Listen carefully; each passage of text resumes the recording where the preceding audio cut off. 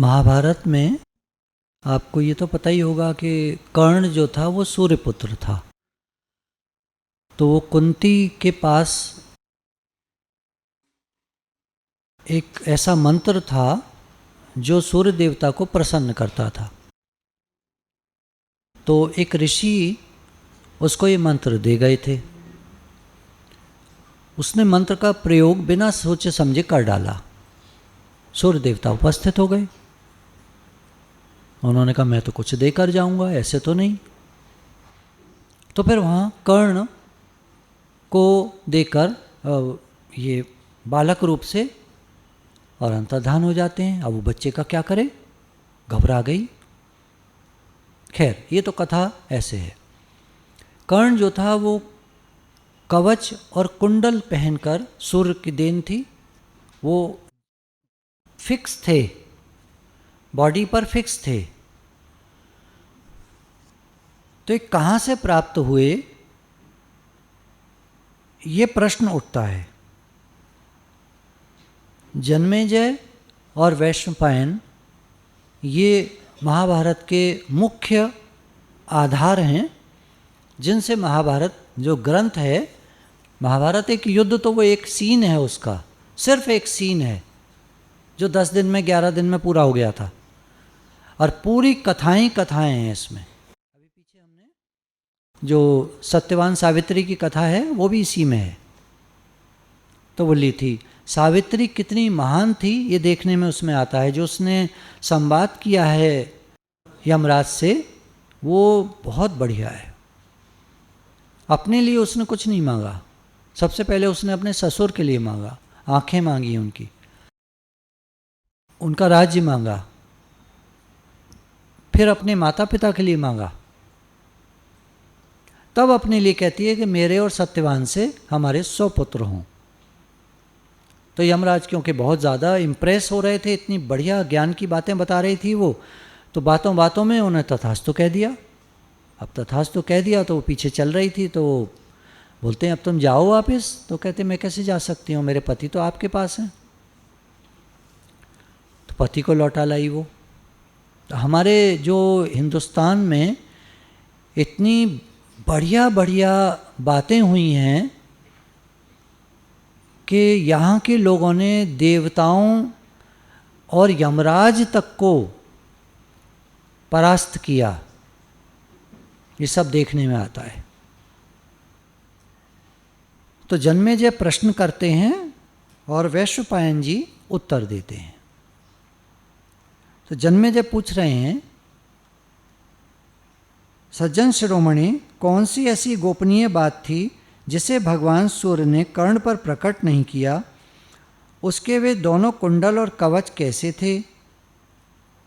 कर्ण को कुंडल और कवच कहाँ से प्राप्त हुए थे? मैं यह सुनना चाहता हूँ, कृपा करके बताइए।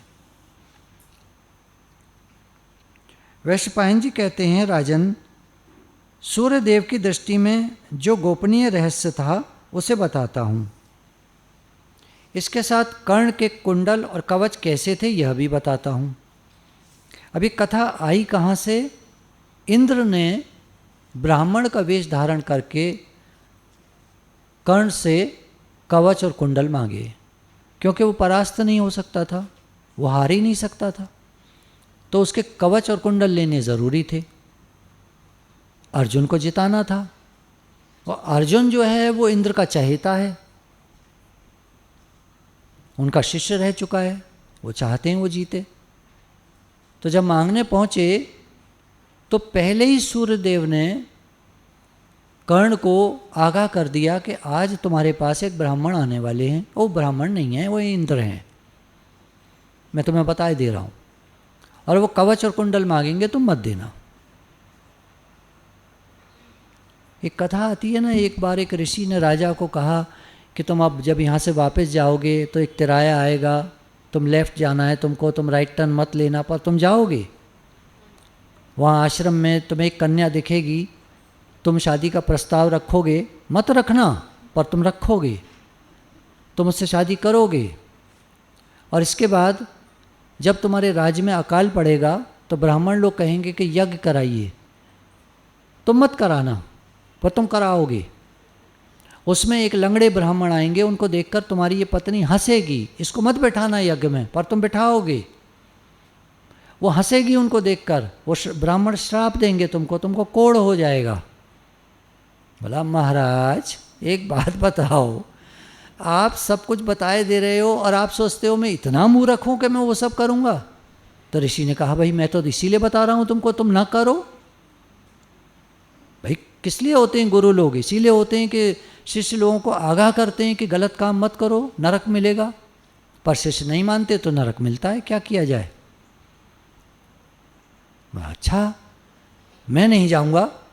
बस चलो महाराज आप बिल्कुल आराम से चलो, चाय वाय पियोगे? बोला चाय नहीं, मुझे तो जल्दी हो रही है वापस जाने की।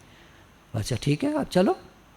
तो उठ कर के राजा जो है फटाफट तेजी से घोड़े पर, और वो सामने लेफ्ट टर्न आ रहा है, मुझे इधर जाना है, नहीं नहीं नहीं नहीं, एकदम घोड़ा जैसे ही चौतराया आया फी फी फी रुक गए। देख तो लूँ एक बार, बुद्धि खराब। दृष्टांत सुना होगा आप लोगों ने। तो सूर्य ने बता दिया कि तुम मत देना कवच कुंडल इंद्र को। कर्ण कहता है कि देखिए मैं अपनी आदत से लाचार हूँ, अब मेरा तो दानवीर कर्ण नाम है, दान देने का स्वभाव है मेरा, मैं तो दूंगा अगर वो मांगेंगे। कहा कि वो ब्राह्मण ना हो तो भी, हाँ ये पॉइंट है विचार का, ब्राह्मण ना हो तो फिर ठीक है, क्योंकि वेश बना के आएंगे तो देना तो मुझे है, लेकिन क्योंकि वो ब्राह्मण नहीं हैं, वो इंद्र हैं, तो बदले में मैं भी उनसे कुछ मांग सकता हूँ। तो मैं मांगूंगा उनसे अमोघ शक्ति। एक वेपन ले लो मेरा तो दूसरा वेपन मांग लूंगा मैं, भाई इससे नहीं मार सकता मैं तो उससे मार दूंगा। ये इसके पीछे कथा थी। तो अब ये पूछ रहे हैं कि उसको कैसे मिले कर्ण को कवच और कुंडल। तो कहते हैं कि प्राचीन काल की बात है, राजा कुंती भोज, कुंती के पिता हैं कुंती भोज, के दरबार में अत्यंत ऊंचे कद के एक प्रचंड तेजस्वी ब्राह्मण उपस्थित हुए। उन्होंने दाढ़ी मूछ दंड और जटा धारण कर रखी थी। उनका स्वरूप देखने ही योग्य था। उनके सभी अंग निर्दोष थे। वे तेज से प्रज्वलित होते से जान पड़ते थे। उनके शरीर की कांति मधु के समान पिंगल वर्ण की थी। वे मधुर वचन बोलने वाले तथा तपस्या और स्वाध्याय रूप सद्गुणों से विभूषित थे। अब यहाँ हमारे लिए सीखने की एक बात है। हम स्वाध्याय करते हैं, नाम जप करते हैं, सत्संग में जाते हैं। सत्संग करते हैं ऐसे कहा जाएगा, मतलब सत्य का संग करते हैं हम सब। ये जो हम बैठे हैं ये हम सब लोग सत्संग कर रहे हैं। ये नहीं कि मैं कर रहा हूँ आप सुन रहे हैं, ऐसा नहीं है। हम सब लोग सत्संग कर रहे हैं, सत्य का संग कर रहे हैं हम सब लोग। तो ऐसा सब कुछ होने के बाद भी वो तपस्वी थे, तपस्या करते थे। लेकिन अब हमारे सीखने की बात है, इतना सब कुछ होने के बाद भी वे मधुर वचन बोलने वाले थे। थोड़ा सा हम लोग अपने गिरेबान में झांकें, हम लोग कैसे वचन बोलते हैं, कैसी वाणी बोलते हैं। दिखावे में बाहर के लोगों से तो हम मीठा बोलते हैं, लेकिन घर में पति के साथ, पत्नी के साथ, माता पिता के साथ, सास ससुर के साथ, बच्चों के साथ हमारी बोली कैसी है। इतना विचार में मत डूब जाइए, बोल दीजिए ठीक नहीं है, ज़्यादा बढ़िया नहीं है, जितनी बढ़िया होनी चाहिए उतनी नहीं है, लेकिन जितनी भी खराब है उसको सुधारने का विचार है आप लोगों का। उन महान तपस्वी ने राजा कुंती भोज से कहा, किसी से ईर्ष्या न करने वाले नरेश। देखिए कुंती भोज के बारे में ये संबोधन है कि इनको किसी से ईर्ष्या नहीं होती थी। हम लोगों का क्या ख्याल है अपने बारे में? विचार करते जाएं। ये तो कथाएं होती इसीलिए हैं, अपने को जांचो। कथा क्या कोई कहानी पढ़कर छोड़ देने के लिए थोड़ी होती है। भक्तों के चरित्र पढ़े, रोज एक पढ़ते हैं साहब, करते क्या हो? तो करना भी कुछ है, और क्या करना है, उनके जीवन से प्रेरणा लेनी है। अरे वो तो बड़ा मुश्किल है।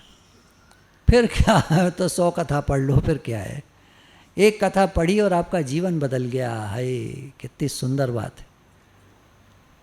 किसी से ईर्ष्या न करने वाले राजा होकर, हमारे पास तो कम कम है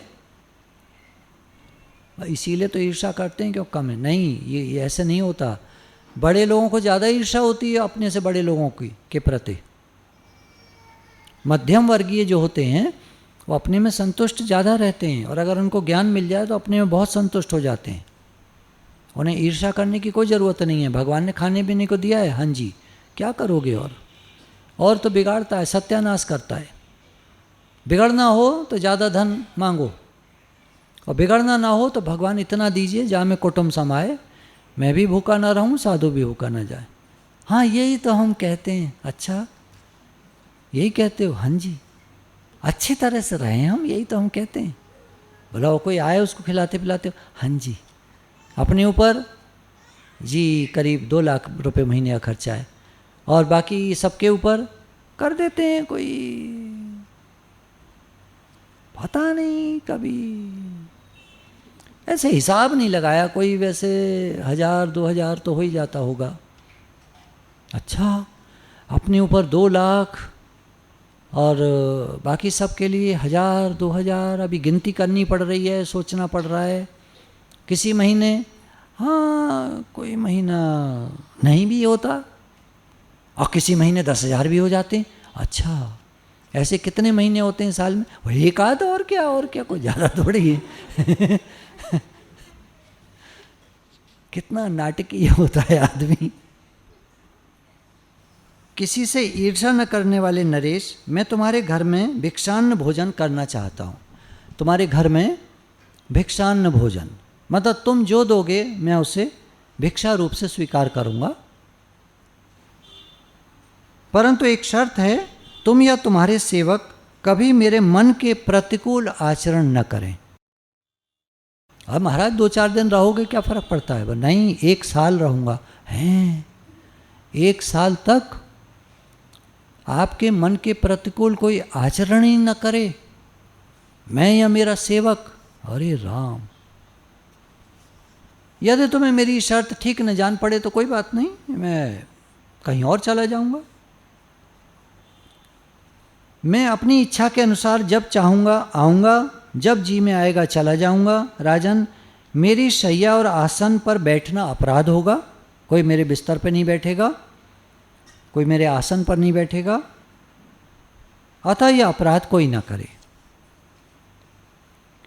जब राजा कुंती भोज ने बड़ी प्रसन्नता के साथ उत्तर दिया विप्र पर, एवमस्तु, आपकी इच्छा पूरी होगी, जैसा आप चाहते हैं वैसा ही होगा। हे महाप्राण, मेरे प्रथा नाम की एक तपस्विनी यशस्विनी कन्या है, जो शील और सदाचार से संपन्न, साध्वी, संयम नियम से रहने वाली और विचारशील है। वह सदा आपकी सेवा पूजा के लिए उपस्थित रहेगी। उसके द्वारा आपका अपमान कभी न होगा। मेरा विश्वास है कि उसके शील और सदाचार से आप संतुष्ट होंगे। सद आचरण, सद आचार, सद आचरण, अच्छा आचरण, जिसका अच्छा आचरण होता है उसको सदाचारी कहते हैं। तो उसके शील, सहनशील स्वभाव, शांत स्वभाव, सहनशील ही शांत हो सकता है। ऐसा कहकर उन ब्राह्मण देवता की विधि पूर्वक पूजा करके राजा ने अपने विशाल नेत्रों वाली कन्या प्रथा के पास जाकर कहा, वत्से, ये महाभाग ब्राह्मण मेरे घर में निवास करना चाहते हैं। मैंने तथास्तु कहकर इन्हें अपने यहाँ ठहरने की प्रतिज्ञा कर ली है। पहले बेटियों को मनाना समझाना नहीं पड़ता था, आजकल की बेटियों को तो मनाओ समझाओ तो नहीं मानती, तो नहीं सुनती। बिगड़ी पड़ी हैं। बिगाड़ा किसने? पड़ोसी ने। किसने बिगाड़ा?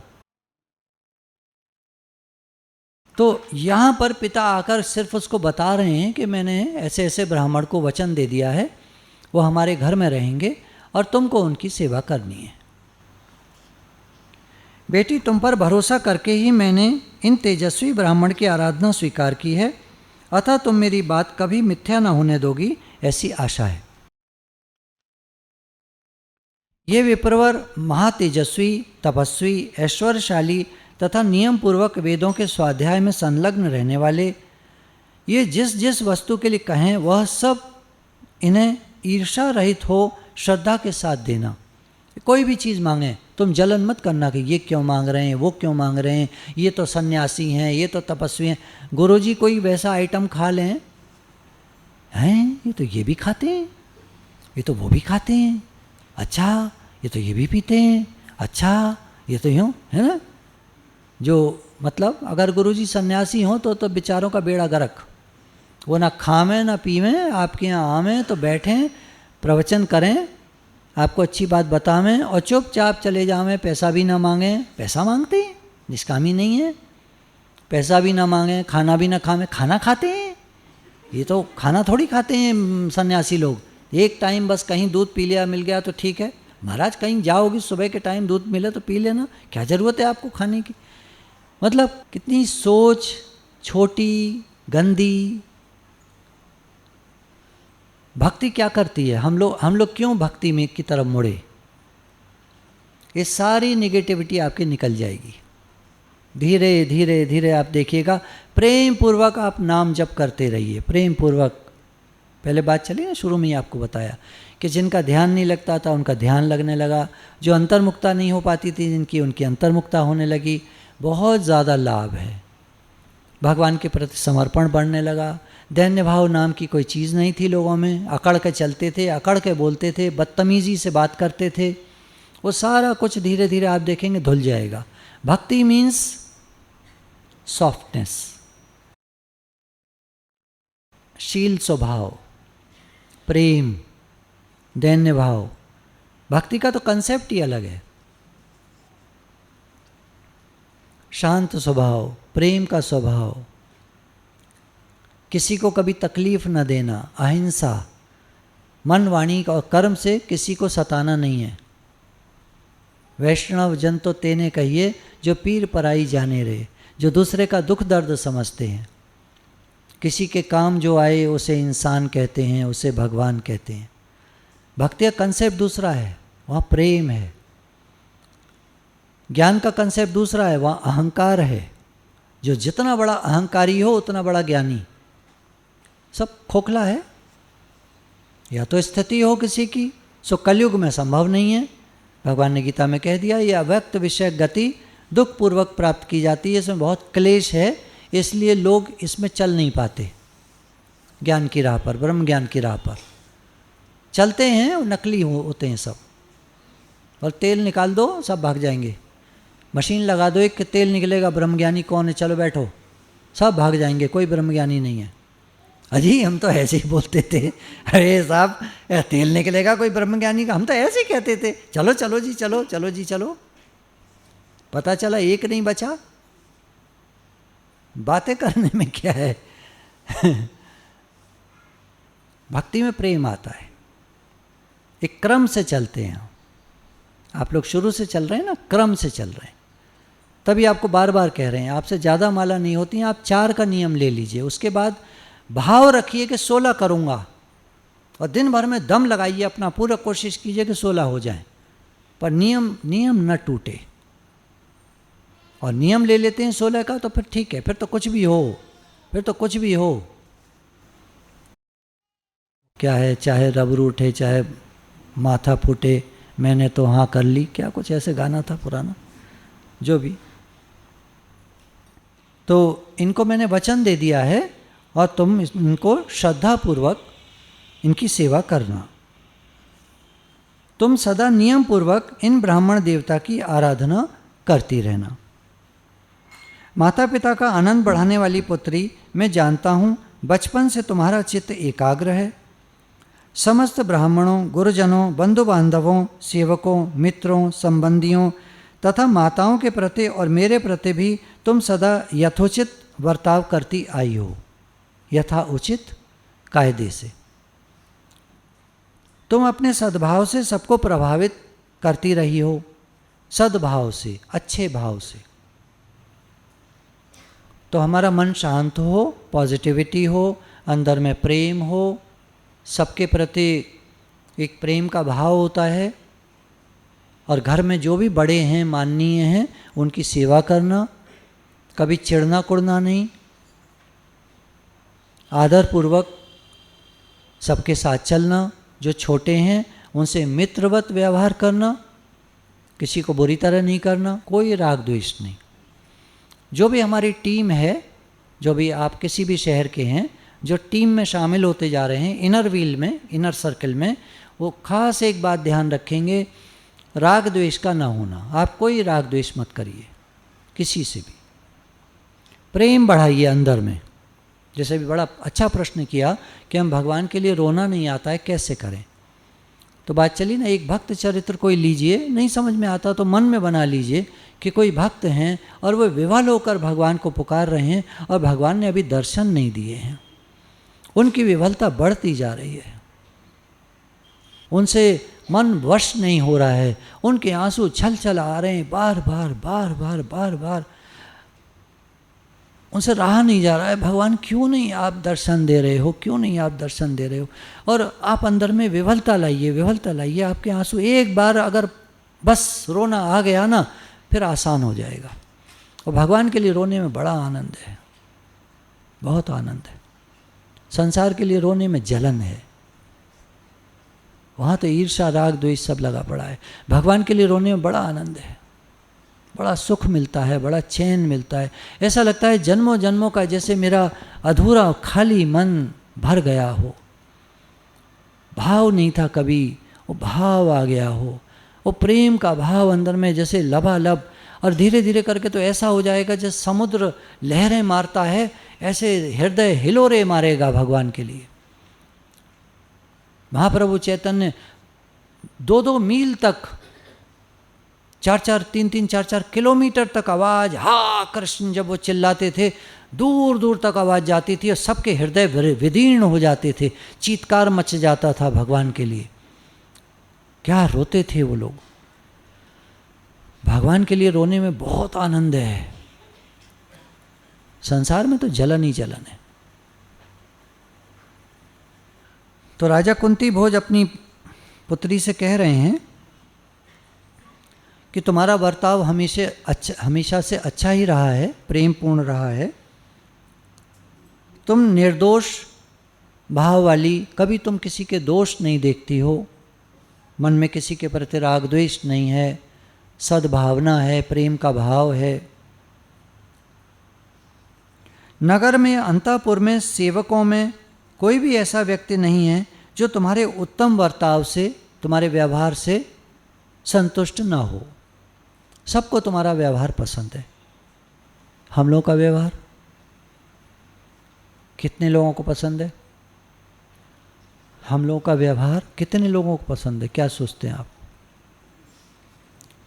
बच्चों को बता रहे थे एक मीटिंग में, जो कन्वीनर थी, उन्होंने कहा कि 50 लेडीज़ थी, आप लोग घर में पूछ कर आना कि आप में 6-6 गलतियां आपके पति बताएं।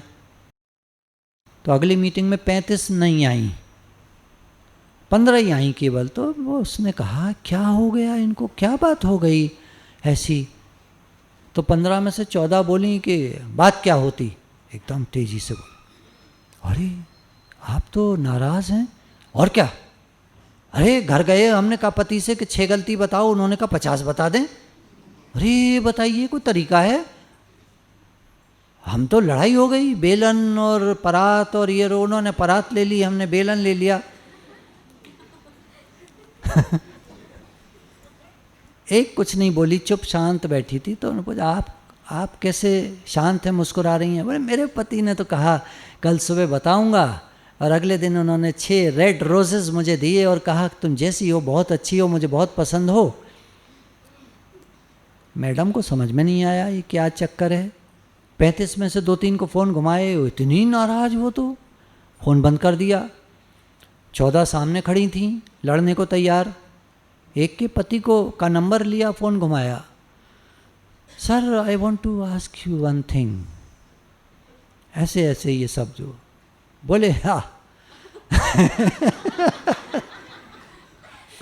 आपके आसपास कोई है तो नहीं? बोली नहीं, मैं साइड हो जाती हूँ, आप बताइए। हाँ, अरे वो 6 गलती पूछ रही थी, मैं 50 बता देता। पर मैंने सोचा मुझे अपना जीवन नर्क तो बनाना नहीं है, तो मैंने उसको कहा कि मैं कल बताऊंगा, और अगले दिन 6 रेड रोजेज़ उसको दिए और एक लेटर दिया कि तुम जैसी हो मुझे बहुत पसंद हो, तुम बहुत अच्छी हो। और वो दिन है और आज का दिन है, आराम से रसगुल्ले और क्या बोलते हैं वो पनीर बटर मसाला, और नहीं वो तो मीठा बाज़ार से आता है, घर में बढ़िया मलाई कोफ्ते और वेजिटेबल झाल फ्रेजी और बोली थैंक यू सो मच। हम लोगों का स्वभाव। तो हे प्रथे, तुम अभी बालिका और मेरी पुत्री हो, इसलिए इन क्रोधी ब्राह्मण के प्रति, मुझे पता है ये क्रोधी हैं, थोड़ा क्रोधी स्वभाव है इनका, हो सकता है कभी क्रोध कर जाएं, तो तुम्हारा जो बर्ताव होना चाहिए वो तुम्हें विचार कर लेना चाहिए, सोच समझ लेना चाहिए। उसके बारे में मैं तुमसे कुछ नहीं कहूँगा, तुम अपने आप विचार करो। फिर उसके बारे में उसकी थोड़ा प्रशंसा करते हैं। अब ये सब सुनकर काफ़ी देर इन्होंने पुत्री को समझाया भी है, उसकी प्रशंसा भी की है। कुंती कहती है, राजन मैं नियमों में आबद्ध रहकर आपकी प्रतिज्ञा के अनुसार निरंतर इन तपस्वी ब्राह्मण की सेवा पूजा के लिए उपस्थित रहूंगी। आजकल की लड़कियां इतना भाषण सुनकर पिताजी का तो जोर से, पापा आप रहने दो, आप अपना काम करो, तुसी अपना काम करो, सानू जी लेने दो, कुछ कूल वूल रहने दो, मैं जा रही हूँ आइसक्रीम खाने। कुंती क्या कहती है कि राजन, पिताजी नहीं कहा उस समय, क्योंकि वहाँ एक राजा बात कर रहे हैं और वो प्रजा है उनकी। मैं नियमों में आबद्ध रहकर, जो आपने कहा है मैं नियम के अनुसार उनकी सीमाओं में रहकर, आपकी प्रतिज्ञा जो आपने उन ब्राह्मण देवता से की है उसके अनुसार निरंतर लगातार 1 साल तक, पहले ही उसने बोल दिया, इन तपस्वी ब्राह्मण की सेवा पूजा के लिए उपस्थित रहूंगी। राजेंद्र मैं झूठ नहीं बोलती, इतना उसको दृढ़ता है अंदर में, उसे पता है कि वो झूठ नहीं बोलती है। आजकल के बच्चे, यह मेरा स्वभाव ही है कि मैं ब्राह्मणों की सेवा पूजा करूं, और ये तो मेरा स्वभाव है कि मैं ब्राह्मणों की सेवा पूजा करूं, एक।